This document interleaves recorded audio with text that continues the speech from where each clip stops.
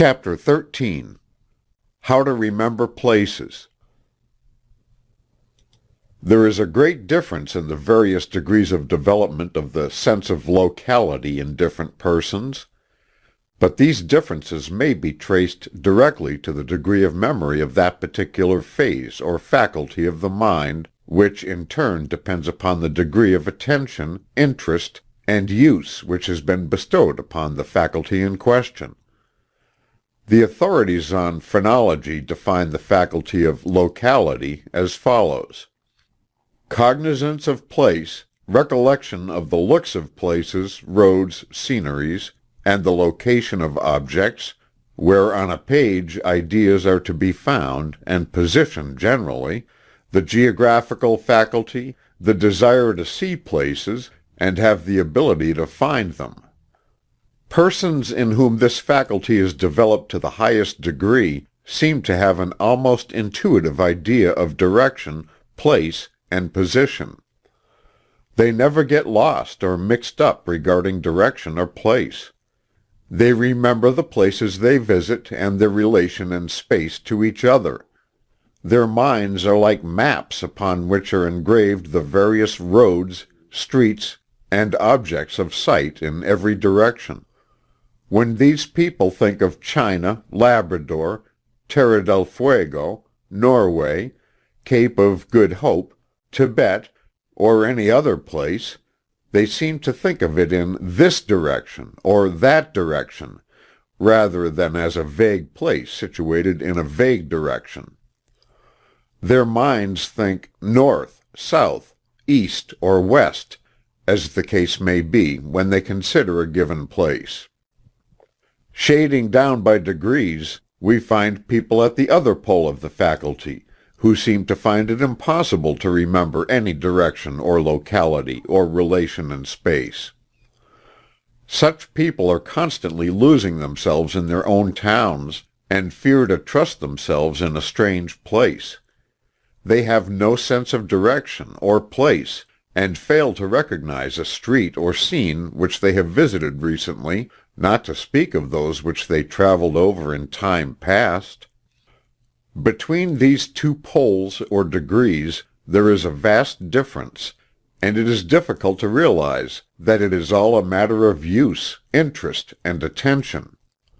That it is but this may be proven by anyone who will take the trouble and pains to develop the faculty and memory of locality within his mind. Many have done this, and anyone else may do likewise if the proper methods be employed. The secret of the development of the faculty and memory of place and locality is akin to that mentioned in the preceding chapter, in connection with the development of the memory for names. The first thing necessary is to develop an interest in the subject. One should begin to take notice of the direction of the streets or roads over which he travels, the landmarks, the turns of the road, the natural objects along the way. He should study maps until he awakens a new interest in them, just as did the man who used the directory in order to take an interest in names. He should procure a small geography and study direction, distances, location, shape and form of countries, etc., not as a mere mechanical thing, but as a live subject of interest. If there were a large sum of money awaiting your coming in certain sections of the globe, you would manifest a decided interest in the direction, locality, and position of those places, and the best way to reach them. Before long, you would be a veritable reference book regarding those special places. Or if your sweetheart were waiting for you in some such place, you would do likewise. The whole thing lies in the degree of want to regarding the matter. Desire awakens interest. Interests employ attention, and attention brings use, development, and memory. Therefore you must first want to develop the faculty of locality, and want to hard enough. The rest is a mere matter of detail. One of the first things to do, after arousing an interest, is to carefully note the landmarks and relative positions of the streets or roads over which you travel. So many people travel along a new street or road in an absent-minded manner, taking no notice of the lay of the land as they proceed. This is fatal to place memory. You must take notice of the thoroughfares and the things along the way. Pause at the crossroads or the street corners and note the landmarks and the general directions and relative positions until they are finally imprinted on your mind.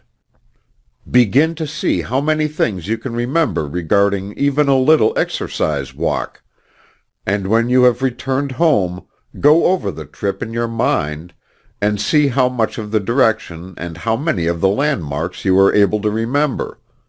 Take out your pencil and endeavor to make a map of your route, giving the general directions and noting the street names and principal objects of interest. Fix the idea of north in your mind when starting, and keep your bearings by it during your whole trip and in your map making. You'll be surprised how much interest you will soon develop in this map making. It will get to be quite a game, and you will experience pleasure in your increasing proficiency in it. When you go out for a walk, go in a roundabout way, taking as many turns and twists as possible, in order to exercise your faculty of locality and direction.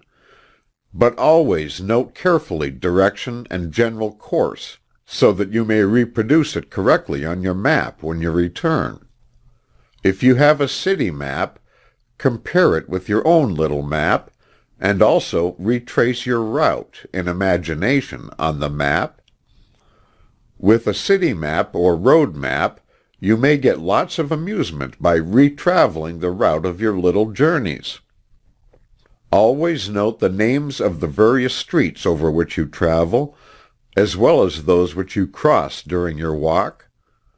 Note them down upon your map, and you will find that you will develop a rapidly improving memory in this direction, because you have awakened interest and bestowed attention. Take a pride in your map making. If you have a companion, endeavor to beat each other at this game, both traveling over the same route together, and then seeing which one can remember the greatest number of details of the journey. Akin to this, and supplementary to it, is the plan of selecting a route to be traveled, on your city map, endeavoring to fix in your mind the general directions, names of streets, turns, return journey, etc., before you start. Begin by mapping out a short trip in this way, and then increase it every day. After mapping out a trip, lay aside your map and travel it in person. If you like, take along the map and puzzle out variations from time to time. Get the map habit in every possible variation and form, but do not depend upon the map exclusively, but instead endeavor to correlate the printed map with the mental map that you are building in your brain. If you are about to take a journey to a strange place, study your maps carefully before you go, and exercise your memory in reproducing them with a pencil. Then, as you travel along, compare places with your map, and you will find that you will take an entirely new interest in the trip. It will begin by meaning something to you. If about to visit a strange city, procure a map of it before starting, and begin by noting the cardinal points of the compass. Study the map, the directions of the principal streets, and the relative positions of the principal points of interest, buildings, etc. In this way, you not only develop your memory of places, and render yourself proof against being lost, but you also provide a source of new and great interest in your visit. The above suggestions are capable of the greatest expansion and variation on the part of anyone who practices them. The whole thing depends upon the taking notice and using the attention, and those things, in turn, depend upon the taking of interest in the subject. If anyone will wake up and take interest in the subject of locality and direction, he may develop himself along the lines of place memory to an almost incredible degree, in a comparatively short time at that.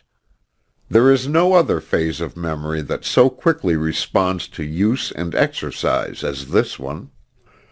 We have in mind a lady who was notoriously deficient in the memory of place, and was sure to lose herself a few blocks from her stopping place, wherever she might be. She seemed absolutely devoid of the sense of direction or locality, and often lost herself in the hotel corridors, notwithstanding the fact that she traveled all over the world with her husband for years. The trouble undoubtedly arose from the fact that she depended altogether upon her husband as a pilot, the couple being inseparable.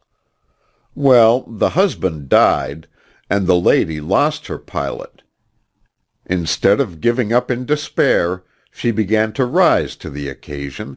Having no pilot, she had to pilot herself. And she was forced to wake up and notice.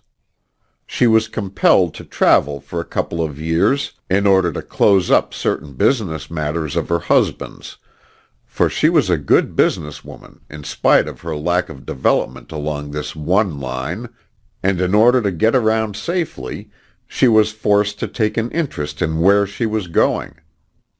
Before the 2 years' travels were over, she was as good a traveler as her husband had ever been, and was frequently called upon as a guide by others in whose company she chanced to be. She explained it by saying, "Why, I don't know just how I did it. I just had to, that's all. I just did it." Another example of a woman's because, you see. What this good lady just did was accomplished by an instinctive following of the plan which we have suggested to you. She just had to use maps, and to take notice. That is the whole story. So true are the principles underlying this method of developing the place memory, that one deficient in it, providing he will arouse intense interest and will stick to it, may develop the faculty to such an extent that he may almost rival a cat, which always came back, or the dog which you couldn't lose. The Indians, Arabs, gypsies, and other people of the plain, forest, desert, and mountains have this faculty so highly developed that it seems almost like an extra sense.